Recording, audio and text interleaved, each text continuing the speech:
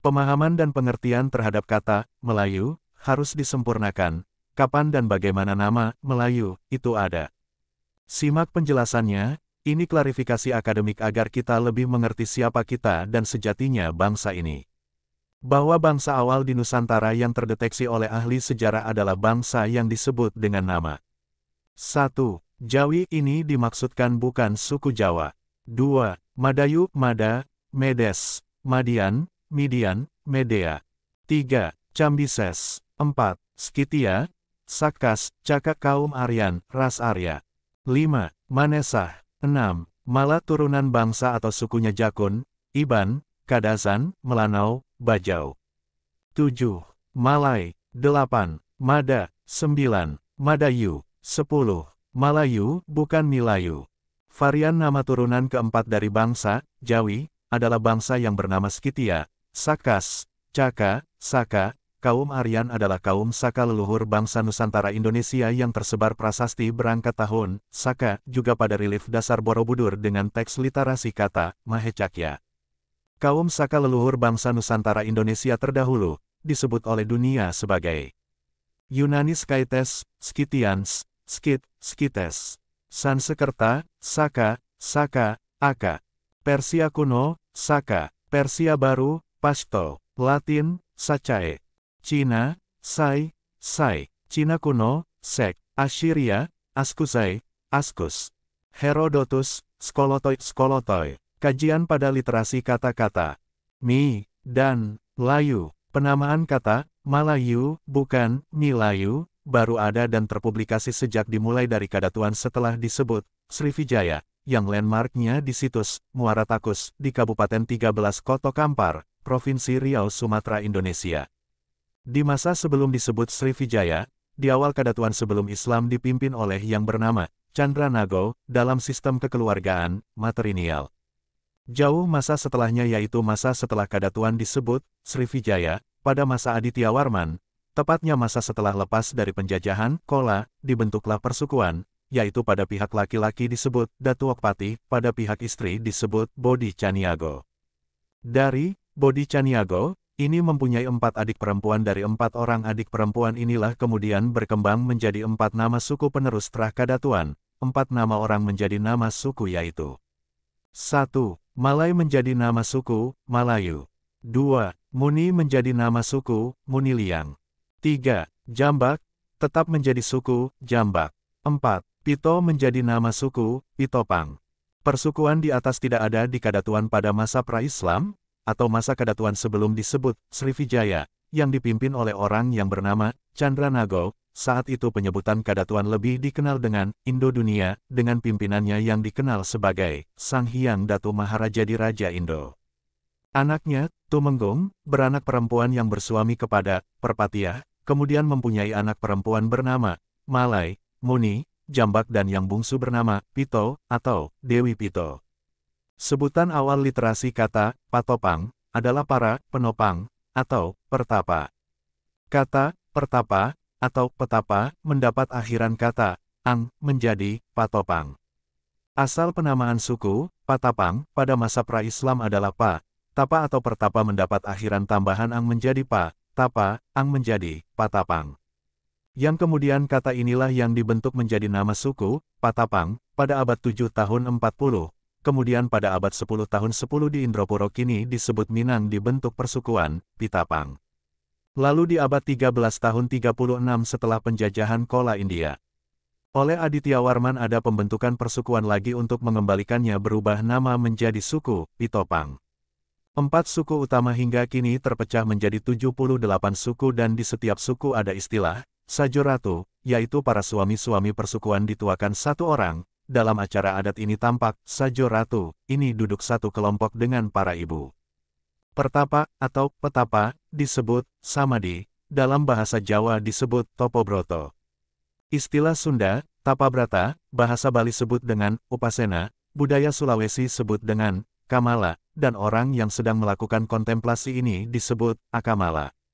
Kontemplasi di atas adalah kontemplasi spiritual asli Nusantara Indonesia terdahulu ini bukan Hindu atau Buddha, tapi teknik ini di kemudian hari yang masih dipakai oleh 2 ajaran yang terlahir di India, bentuk kontemplasi ini divisualisasikan di atas Borobudur. Ini bukan patung tokoh mulia Siddhartha Gautama, tapi beliau mengikuti dan mengembangkannya. Sedang penyebutan Domo di Kadatuan saat itu adalah penyebutan untuk para Arya Rishi, Brahman yang menganut ajaran asli Nusantara. Ini yang oleh sejarawan Eropa sebut sebagai Brahmanism, jauh sebelum Veda dituliskan di India. Kaum Saka atau Brahma yang disebut Brahmanism berkonsep pada Dharma, ini bukan Buddha atau Hindu, tapi di kemudian hari dibawa keluar Nusantara mendasari lahirnya 3 ajaran di India, Buddha, Hindu dan Jaina. Para Domo, atau pengikut Dharma di Kadatuan terdahulu adalah para Piliyang, asal kata dari pilihan Hyang, orang-orang atau para resi yang melindungi para pilihan Hyang. Kata Hyang adalah penyebutan Tuhan sebelum Islam, ini bukan berarti Hindu Buddha, pilihan Hyang ini yang membentengi Domo.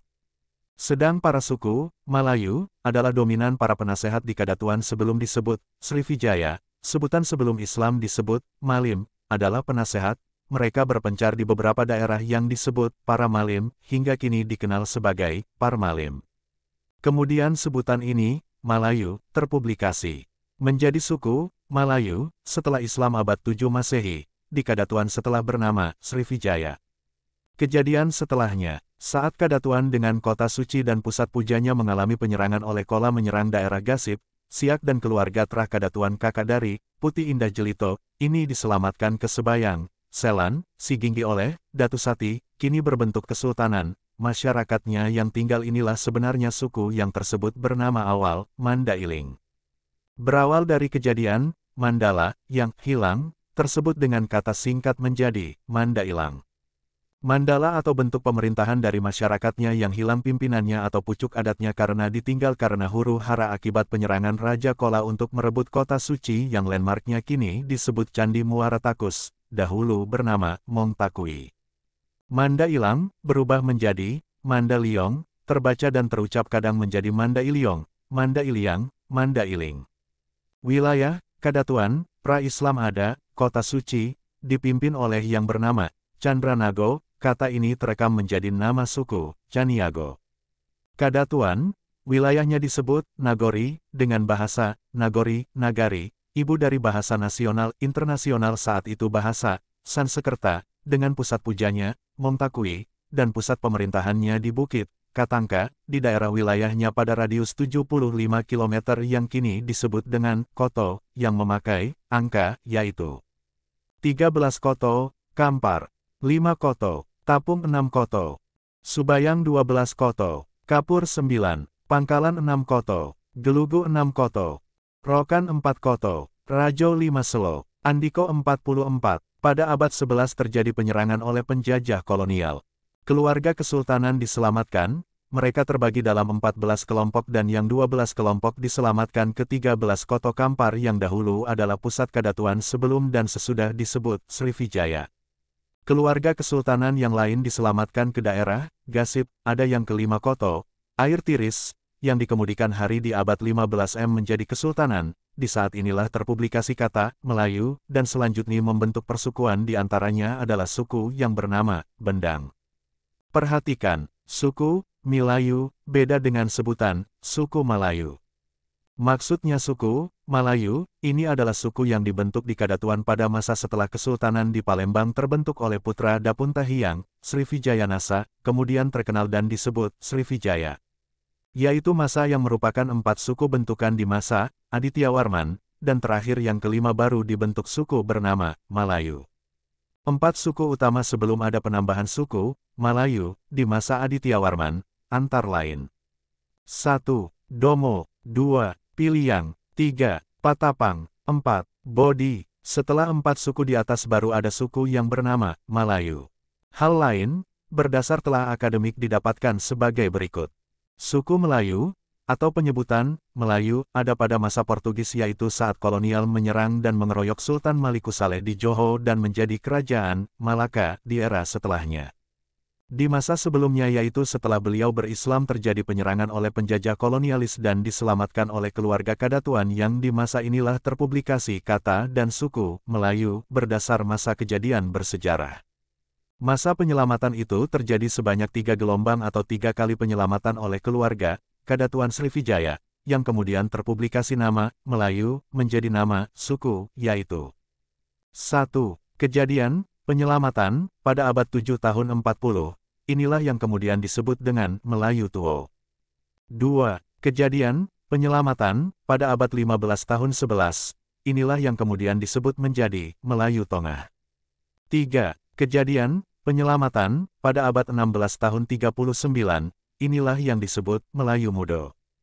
Kemudian lebih menjadi dipertegas Malayu, bukan Milayu, menjadi berubah, Melayu, pada abad 16 tahun ke-69 oleh ulah para penjajah kolonialis yang ingin menghancurkan tatanan adat kemudian merampok kekayaan di bumi emas, Svarnvipa.